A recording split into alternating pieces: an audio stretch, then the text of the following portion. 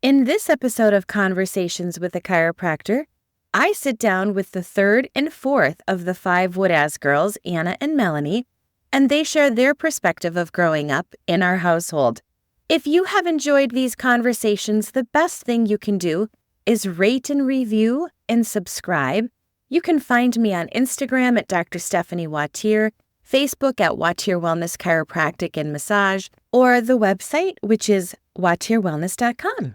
I am so excited to be joined by my third sister, number 3, Anna Norman. We are continuing the conversation about birth order. Anna, thanks for being here. No problem, Steph. Thanks for inviting me. So you missed the first conversation that we had with Dad, Heather, and Jackie, number 1 and number 5, and then I'm number 2. And there's so much talk about being the middle child, right?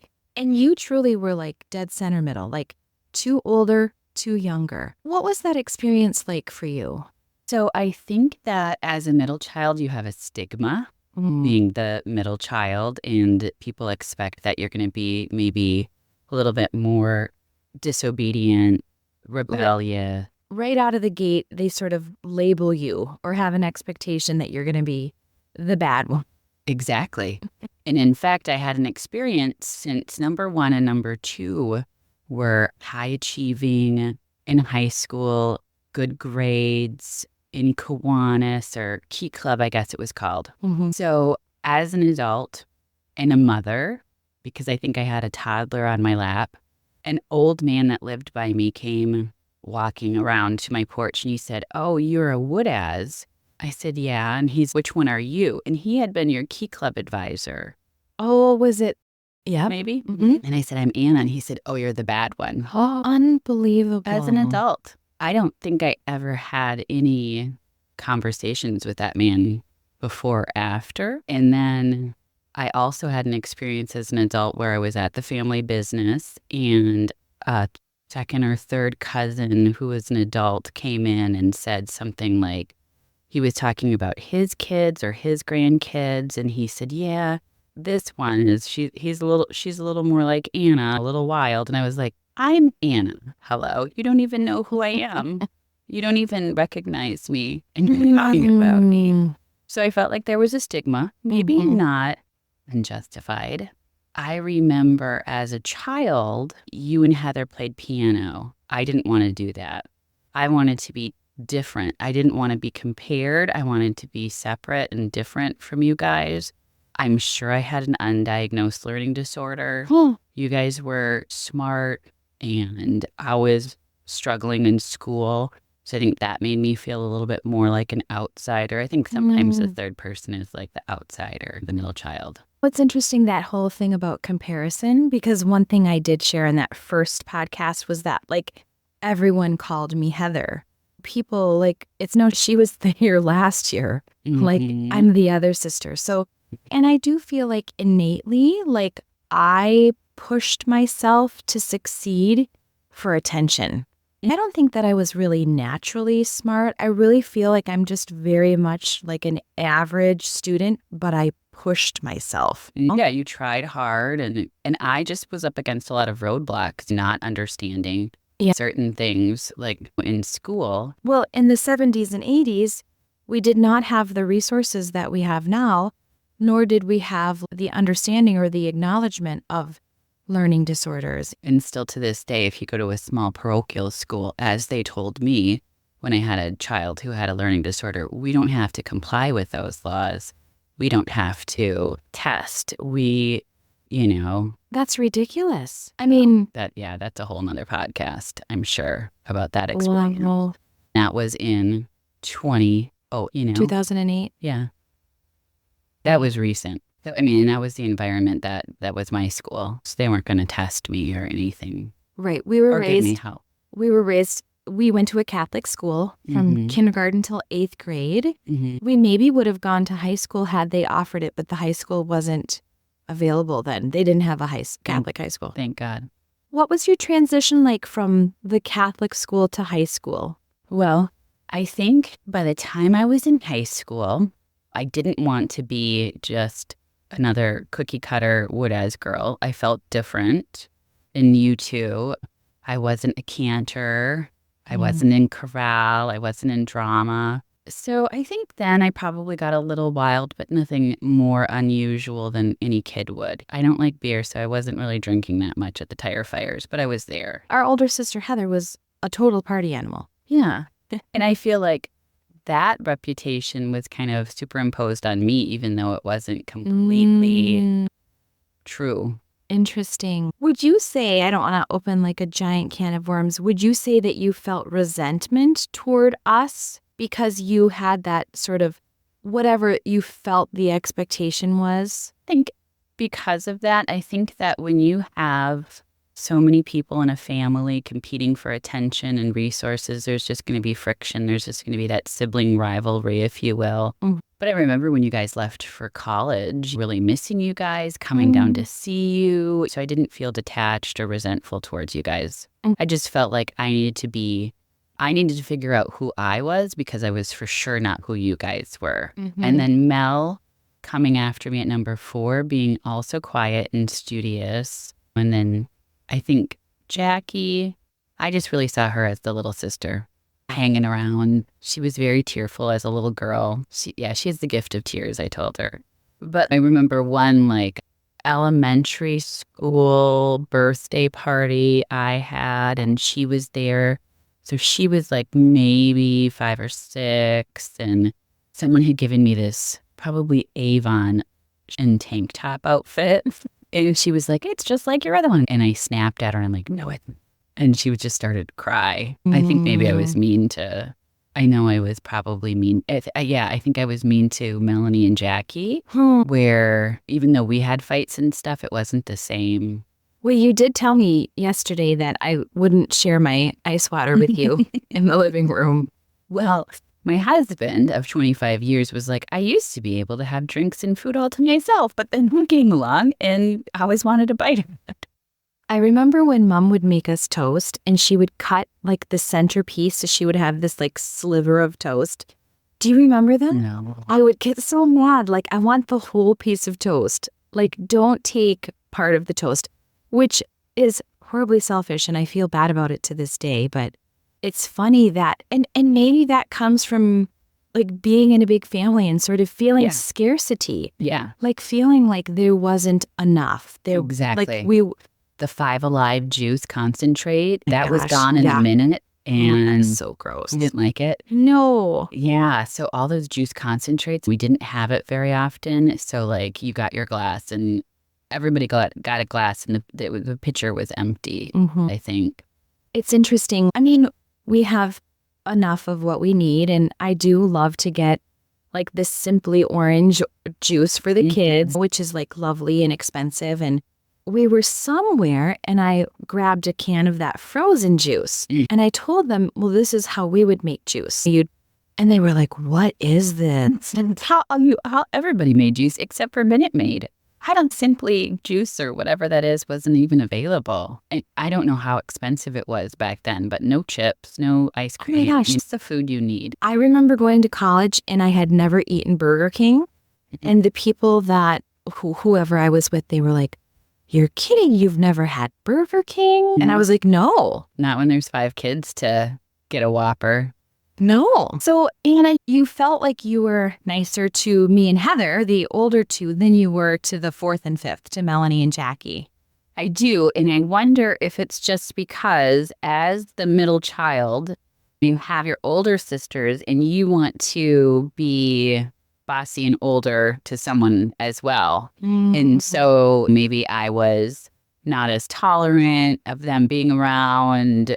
Meaner, I think. Just sibling stuff. Oh, I think that every older sibling can be very mean to their younger sibling. I mean, I think that there's something like innate in that, unfortunately. I think so too. I think it's human nature to want to be artificially above someone. I think it's a bad thing. We shouldn't do that, but obviously we outgrew it all. Although Heather and I were so close in age that I don't think that there was that situation where she wanted to boss me, became like a caretaker. And we were so close in age, 15 months apart.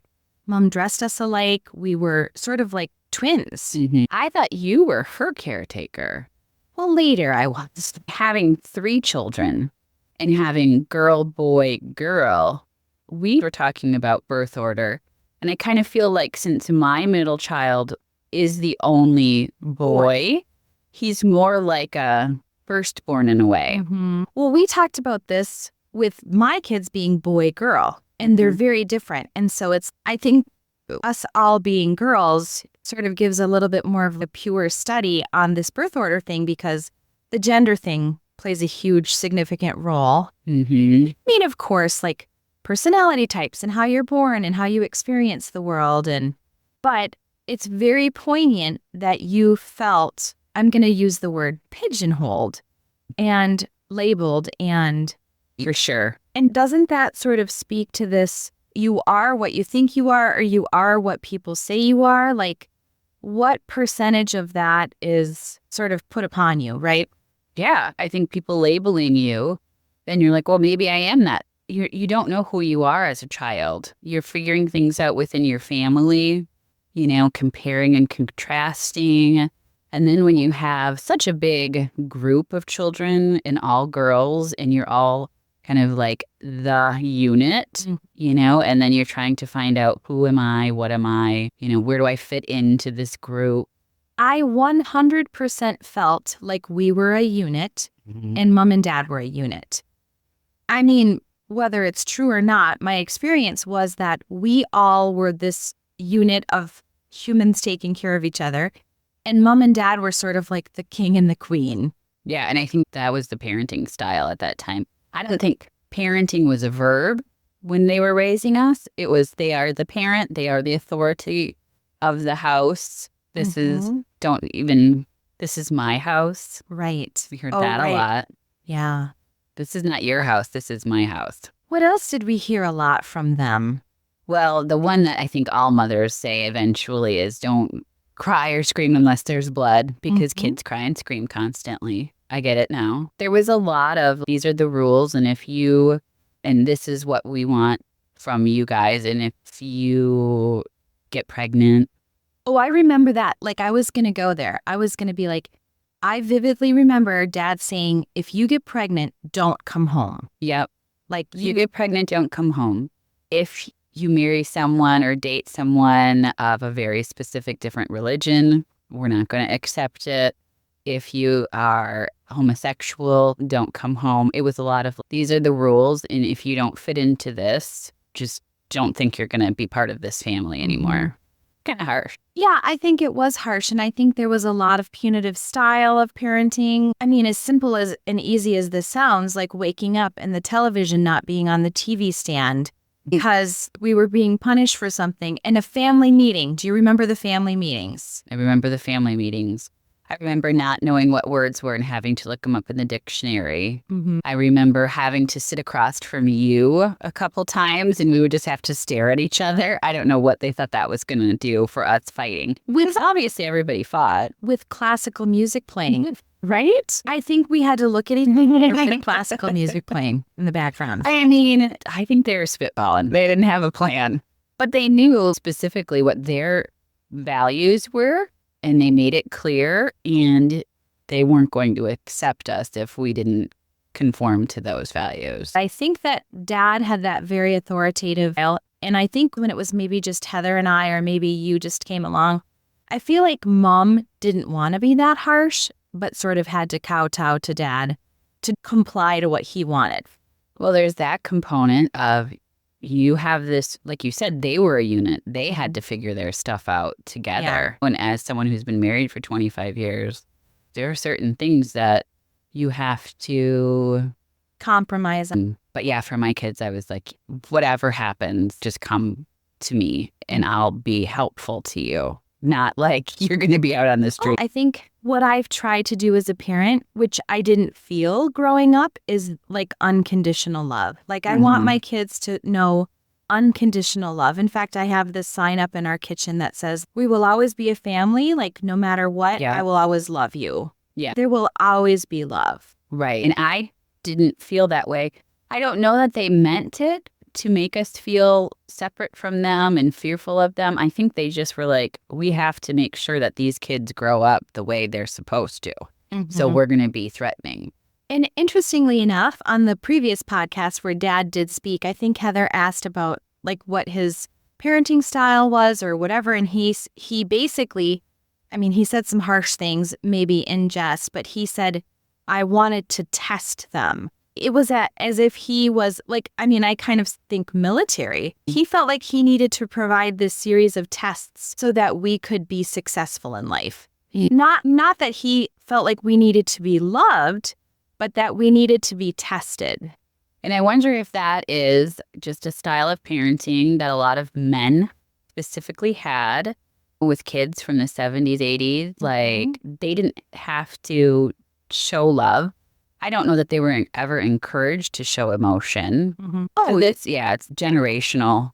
Definitely generational. And maybe the pendulum has swung a little too far where parenting now is very passive and there's no like adults in the room sometimes. Exactly. And children are not taught to respect their elders and children are not taught to, Right. Sometimes everyone's opinion counts and sometimes it doesn't in a family unit. Sometimes the people who pay the bills really do have the final say. The parents who have all the responsibility, times don't do what their kids wish they would do, but that's a fact of life. Someone's got to be the boss. And not that we're like dogging mom and dad. I don't want this to be like a bashing. I was born in 1970. Mom and dad were very poor. They got married when they were 22. They had Heather 1 year after they got married.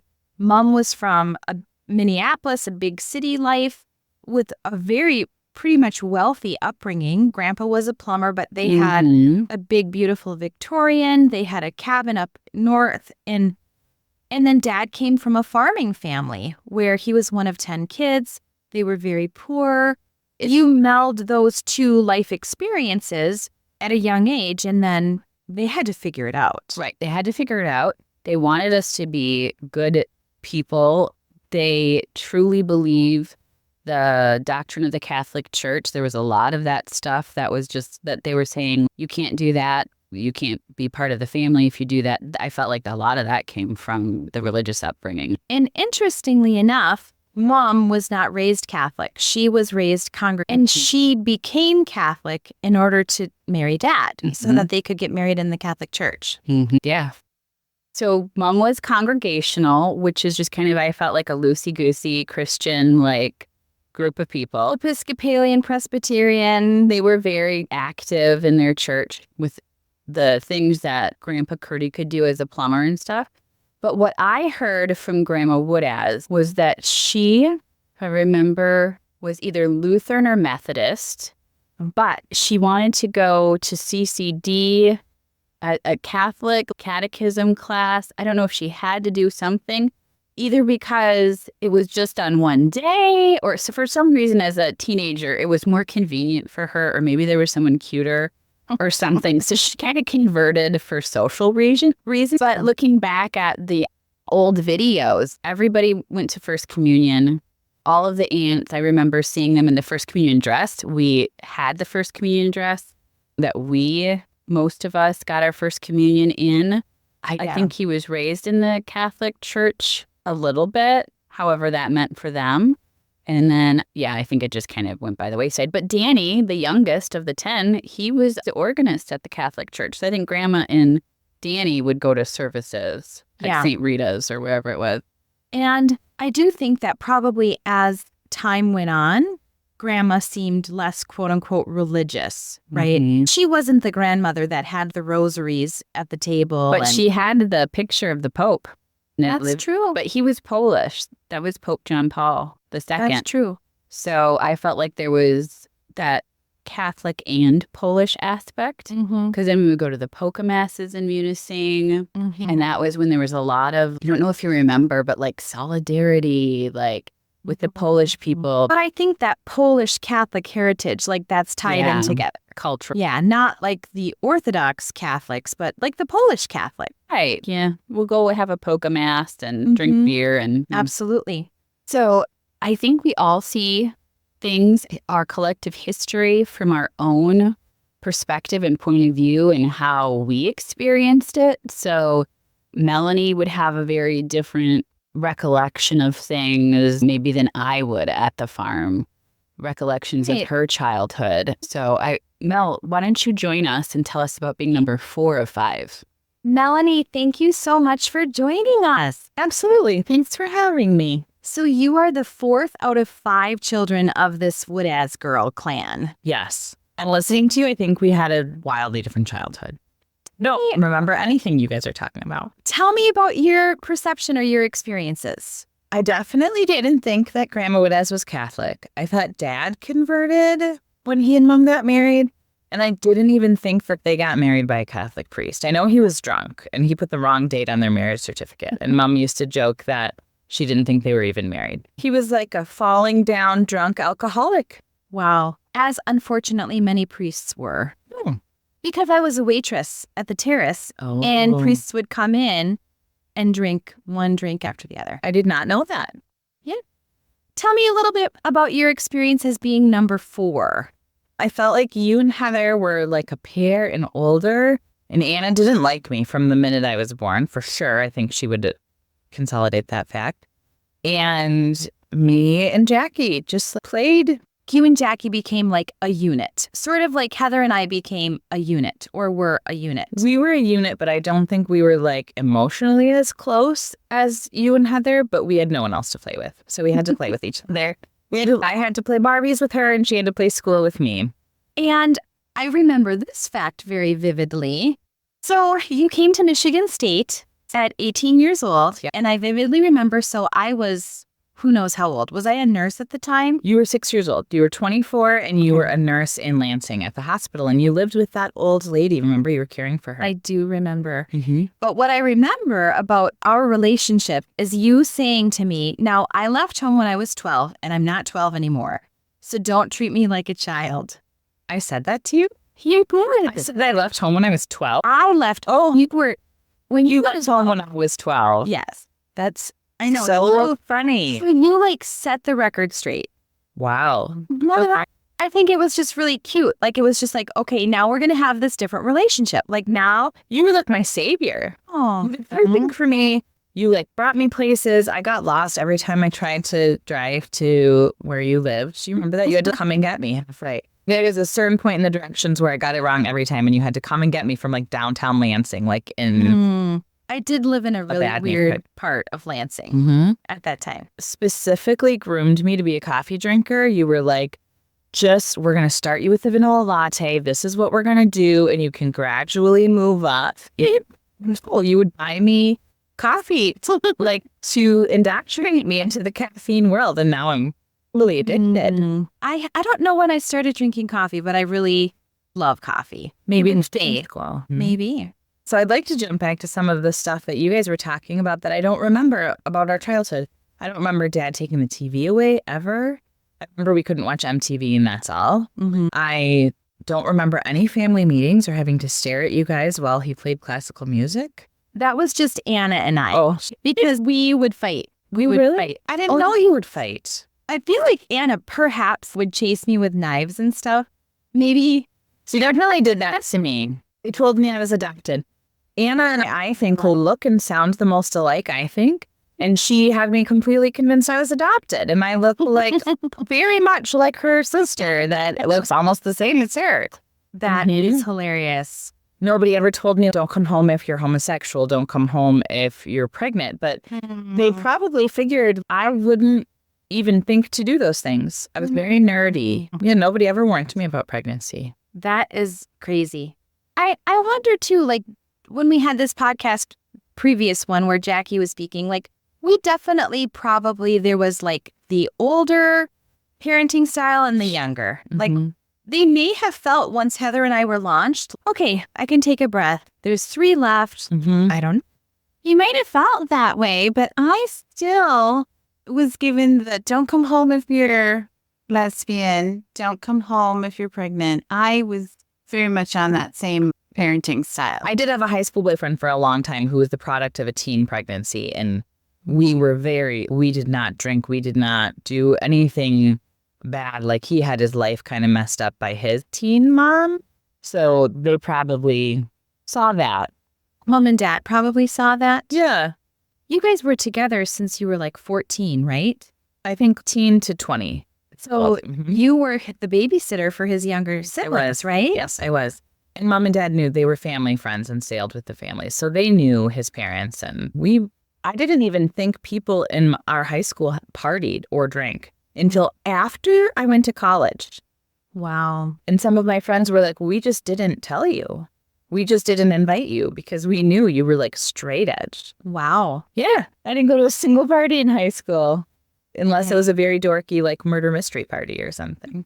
Maybe I was lowland. Maybe I was like an airhead, like just not even noticing my surroundings. You had your head in the book and you were always reading. You were always We're Belle. You were Belle. I was.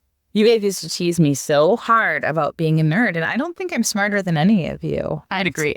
Well, you did love to read. I did. Like, I was always reading when I was young. That is one thing I do remember is that I wanted to be outside. I wanted to be sunbathing. I wanted to be You at can the sunbathe beach. and read a book. You could even read a book at the beach. I didn't want to. And you know what else? I think when I was like 11 or 12, but really young, I started babysitting for the neighbors every Friday and Saturday night.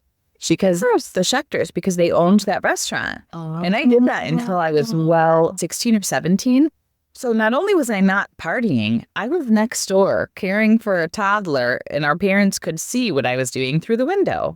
What restaurant did they own? The Dust. Okay. So they could physically see what I was doing because I was next door babysitting. And other than that, I was reading. So maybe that's why I didn't get the lectures. Not that they were like coddling me. But Yeah. I just went on. the north. I just went merry way. That's true. Mel, what else would you say about your childhood? If someone was going to ask you, what was your childhood like? I would probably say small town standard. We went to like small private school. So I had the same small group of friends going all the way up until high school. And then pretty soon into high school, I started dating a boy that we stayed together for a long time. And we were very clean cut together and just very cognizant of what could happen if we made stupid decisions like his mom did. As soon as I stopped babysitting every weekend for our neighbors, I became a nanny for a family a few blocks away that mom and dad also knew. So I think they really did have their thumb on what I was up to. You know what I mean? Yeah. I really only hung out with the children of people they knew and they were like social with. And then I was home. That was about it. What do you think helped to make your decision to be a teacher? Like, For sure, my love of books. We grew up next to the library. Apparently, I'm the only one who solicited the library. And then once I started babysitting, I spent all my money on books. I would walk up to the bookstore like 6 blocks away and I would buy books. you are not the only one who solicited the library. I was deemed the overdue book girl by one of the meanest librarians ever known to humanity. Shamed me, and no offense, you know what?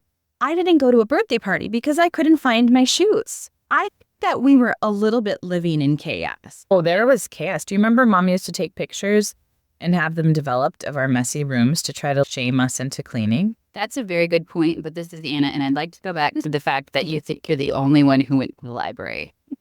Apparently. I know, and so Well- I'm setting it right Okay. because Stephanie, Mrs. No. Maybe that's why I didn't love to read, because I was so shamed for bringing my library books late.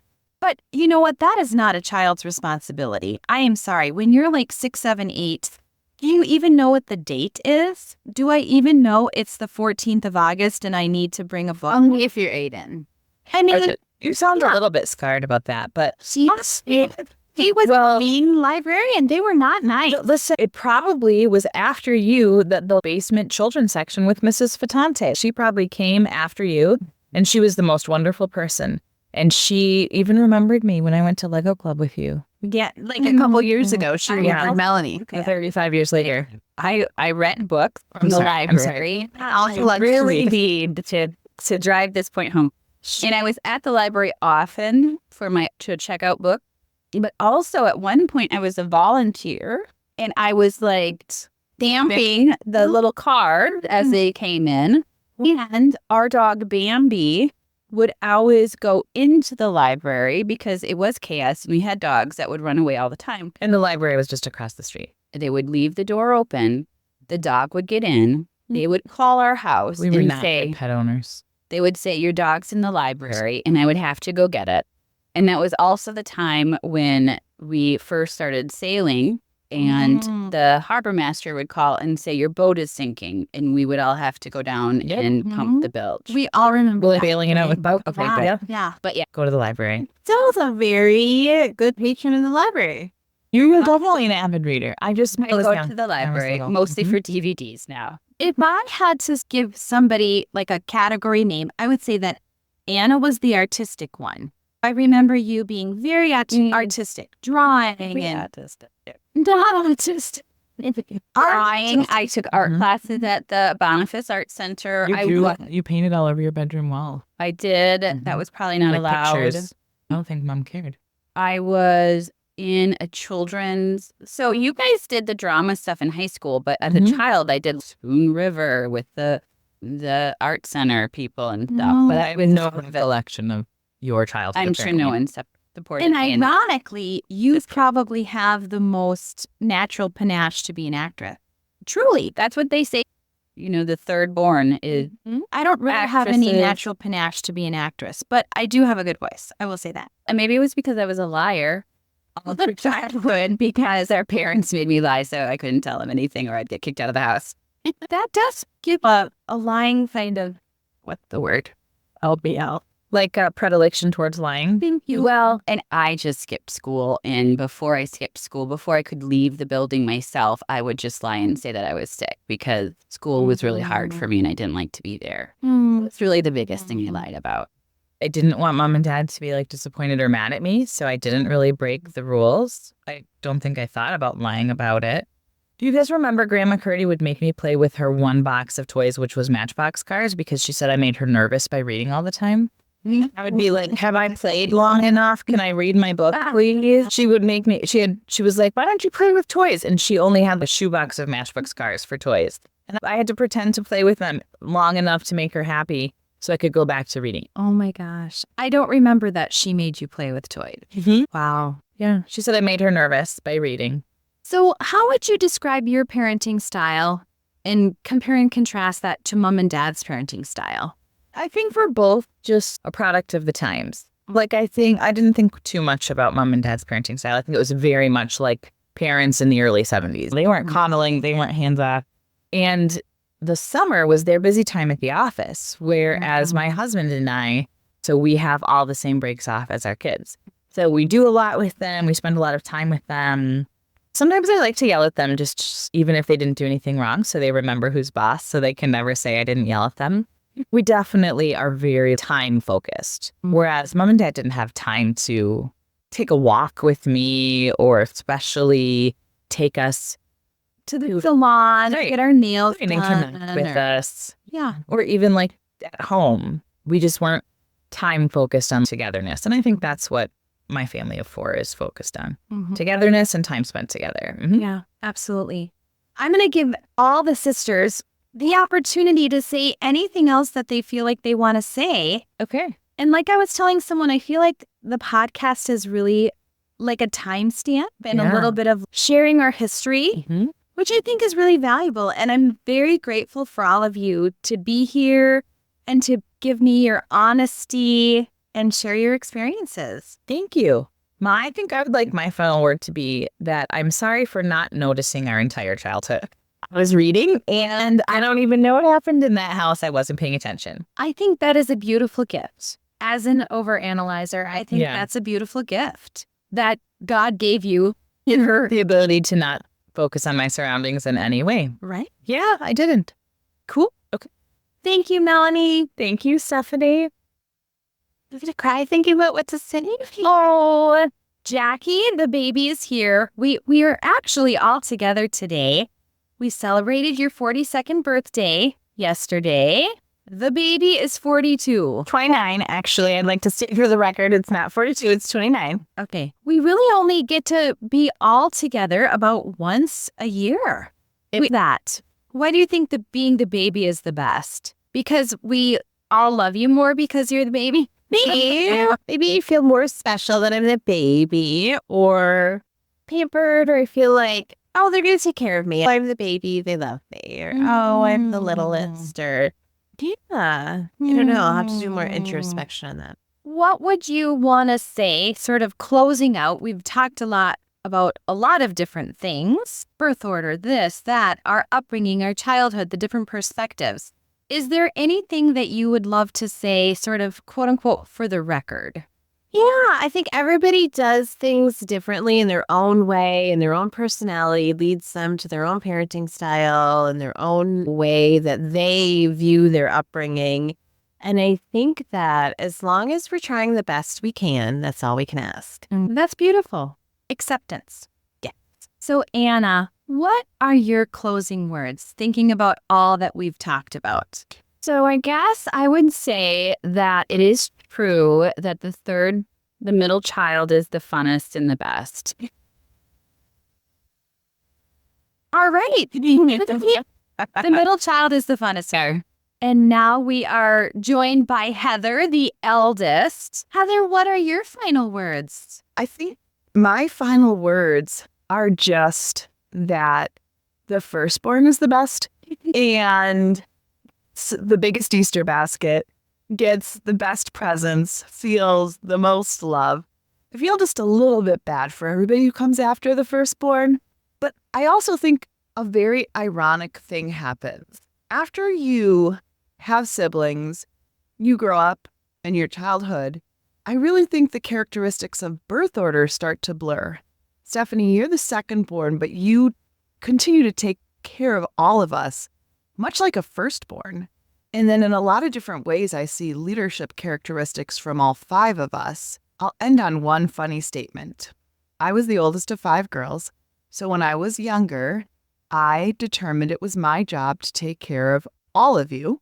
And I would say to you, you ask me first if you want to go out, if you want to do something, if you want to have something to eat, you ask me. Our mother said, Heather, the girls have a mother. You're not their mother. And I'll never forget that she said that because I just dubbed myself the mother of the 4 younger children. So it's very wonderful to have a pod of 5 girls and someone to do life with. So I would say if you're considering how many kids to have, don't just have one.